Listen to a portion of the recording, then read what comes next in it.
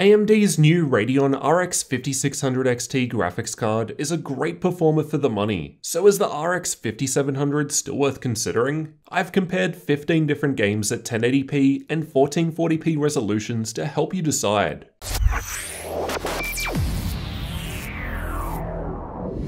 Let's start out by looking at the differences in specs. There are quite a few similarities between them. Both the 5600 XT and 5700 have the same number of compute units, stream processors, and texture units. The main difference is in the clock speeds, TDP, and the memory, where the 5700 has 8GB of GDDR6 compared to the 6 in the 5600 XT. I'm using the SAPPHIRE Pulse version of the 5600 XT, and I've applied the updated BIOS, which improves these key specs. The system that I'm testing with has an Intel i7-8700K CPU overclocked to 5GHz on all cores in an MSI Z390 Ace motherboard, along with 16GB of DDR4 3200 CL14 memory in dual channel. You can check the links in the description for details on all of the components, as well as for up-to-date pricing. Testing was done with the latest Windows 1909 fully up to date, and with the latest version of Radeon drivers available at the time of testing. So with all of that out of the way, let's get into the results.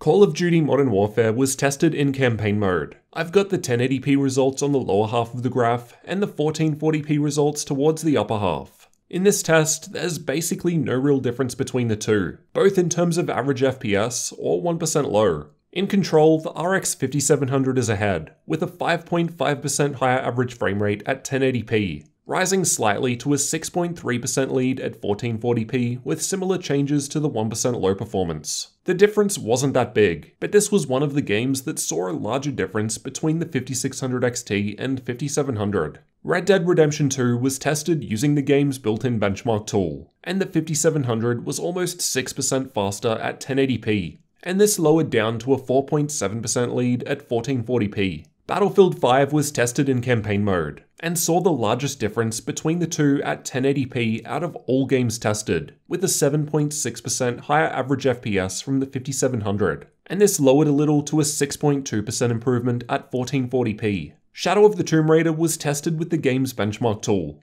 and this was another game that saw bigger differences between the two when compared to most other games we're looking at here, with almost an 8% higher average FPS at both resolutions from the 5700. There was less of a difference observed in Apex Legends, which was tested with all graphical settings set to maximum. At 1080p, there was just a 4% higher average FPS with the RX 5700, and this dropped down to just a 2.6% higher average frame rate at 1440p. Or less than a 3 FPS difference. Borderlands 3 was tested with the game's benchmark tool, and there was a bit more of a difference this time around, with the 5700 coming out 4.7% faster at 1080p, and there was a larger 7.3% boost at 1440p. Fortnite was tested using the replay feature with the exact same replay file used for all testing. The results were a little strange here. The 5600 XT was a little ahead, though realistically, most of the results were so close together, it's within margin of error. Regardless, the performance was very similar. The results in PUBG were also very similar, with a slight edge to the 5600 XT, but again, it's extremely slight. And just like Fortnite, the exact same replay file was used for all testing. Assassin's Creed Odyssey was tested using the built-in benchmark, and was another game that didn't see much of a difference, well, at least at 1080p. At 1440p, the 5700 was able to hit an average frame rate 5.6% ahead of the 5600 XT. The Witcher 3 was another title that saw basically no difference at all between the two. At least not one you'd practically notice anyway. The results were essentially the same. Ghost Recon Breakpoint was tested using the built-in benchmark, and the 5700 only had a small 1.3% boost to average FPS over the 5600 XT at 1080p, although the gap widened at 1440p, where the 5700 was now 6% faster. Overwatch was tested in the practice range, so while not quite the same as actual gameplay, it allows me to perform the same test pass more accurately, which is ideal for comparison purposes.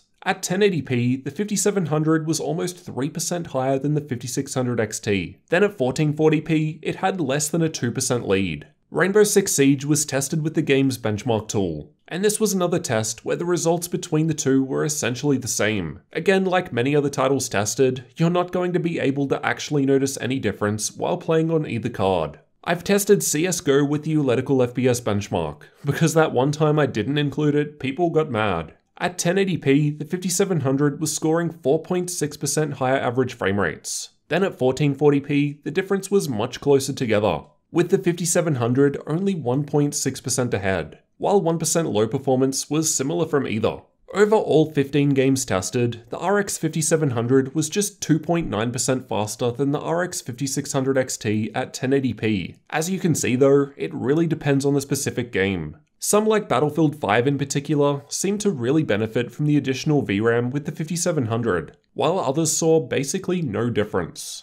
At 1440p, the average improvement seen with the RX 5700 increases slightly to 3.1%. The results at this resolution varied more so than at 1080p, and we're expecting some games to have an advantage here due to the VRAM difference between the two. Although I'm testing with a reference 5700, from other tests I've seen, the results in gaming performance compared to higher end options are very small, and it would hardly change the conclusion. The 5700 is performing better, and if we look at the total system power draw from the wall, we can see it's using 6% more power when compared with the 5600 XT. As both cards have different cooling solutions, I haven't looked at thermals, as this would be less of a fair comparison. Now for the final difference, the price. You can find updated prices linked in the description. At the time of recording, the RX 5600 XT is launching at $280 US, while the RX 5700 has an MSRP of $350 US, so 25% more money. I think this will make the 5700 a little harder to justify now. The 5600 XT is just offering so much better value and in many cases isn't performing all that much worse. It might be a different story a year or two from now if games start utilizing more VRAM, but today the 5600 XT offers a whole lot of performance for a fair bit less money.